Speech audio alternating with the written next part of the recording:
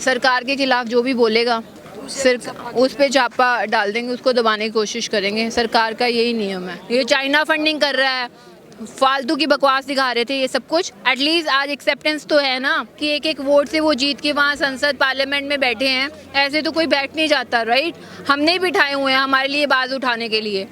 अगर हमारी आवाज़ नहीं उठाएंगे तो कल को फिर गाँव में कैसे घुसेंगे? दी हुई रोटी है और किसानों का समर्थन करो। हम कोई पागल नहीं है पिछले 8 महीने से जो टिकरी बॉर्डर पे बैठे हैं और ये जो यहाँ बैठे हैं।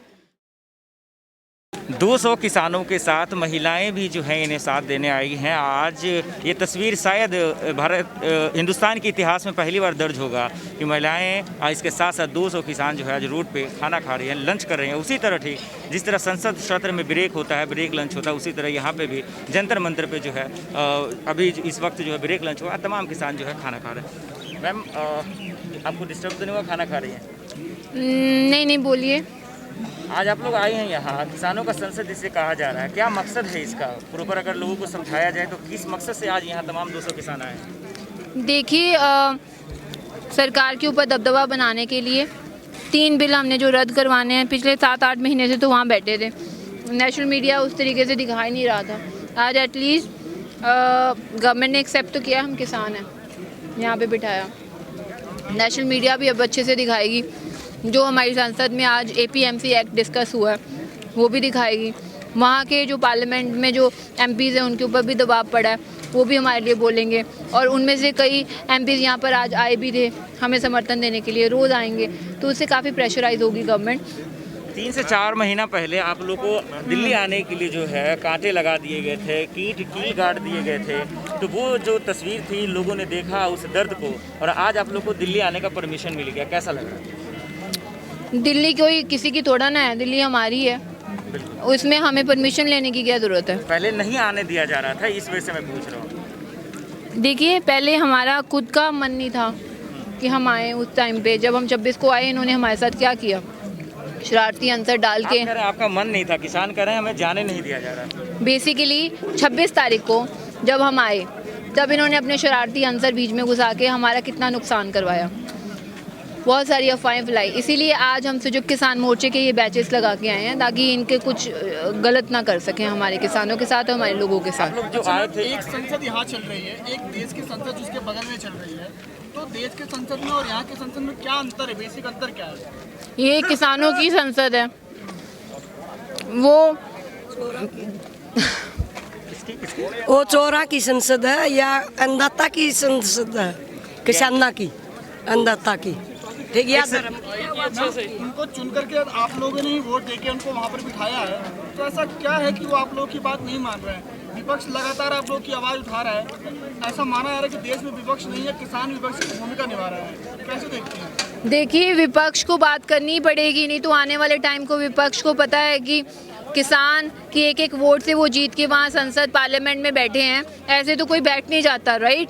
हमने ही बिठाए हुए हैं हमारे लिए आवाज़ उठाने के लिए। अगर हमारी आवाज़ नहीं उठाएंगे तो कल को फिर गाँव में कैसे घुसेंगे? यहाँ पर क्या क्या कार्यक्रम कैसे है, थोड़ा बताइए। आज किसानों की संसद है, यहाँ पे उसी तरीके से स्पीकर भी हैं, उसी तरीके से टाइम मिलेगा। जितने ये जो हमारे किसान आए हैं मेंबर ऑफ पार्लियामेंट की हैसियत से आए हैं, और बिल्स के बारे में बात होगी। आज APMC एक्ट के बारे में बात हुई थी, उसके बारे में जिसको जिसको बोलना था उन्होंने बोला। क्या लगता है 8 महीने से आप लोग बैठे हैं वहाँ पर बॉर्डर पर, 8 महीने से कुछ सुना नहीं गया, तो यहाँ पर बैठने से कुछ लगेगा, कुछ होगा? पहली बार सरकार ने एक्सेप्ट किया कि हम किसान हैं, वो बहुत बड़ी बात है। दूसरी बात, नेशनल मीडिया ने आज कवर करके दिखाया है किसानों की संसद को, ताकि लोगों को भी पता चल सके। जो ये नेशनल मीडिया पहले दिखा रहा था, ये तो उग्रवादी बैठे हुए हैं, ये चाइना फंडिंग कर रहा है, फालतू की बकवास दिखा रहे थे ये सब कुछ। एटलीस्ट आज एक्सेप्टेंस तो है ना, तो वही बहुत है। लगता है कि सरकार झुक रही है?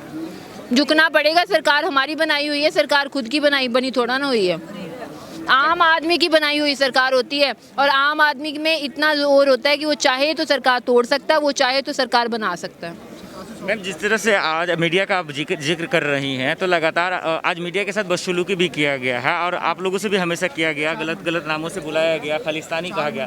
तो आज आप लोगों ने सिंघी बॉर्डर से जब निकला तो किस तरह से परेशानी आई यहाँ पहुँचने में, क्योंकि मालूम चला कि रोका भी गया आपको? देखिए, मीडिया के साथ अगर बदसलूकी की गई है तो मीडिया को खुद बोलना चाहिए कि मीडिया के साथ भी बदसलूकी करती है ये गवर्नमेंट, मीडिया की आवाज़ आगे नहीं आने देती। मीडिया को भी हमारी तरह अपनी आवाज़ बुलंद करनी चाहिए। बाकी हमें आने टाइम इन्होंने चेकिंग की और हमारे साथ कुछ ऐसा नहीं किया।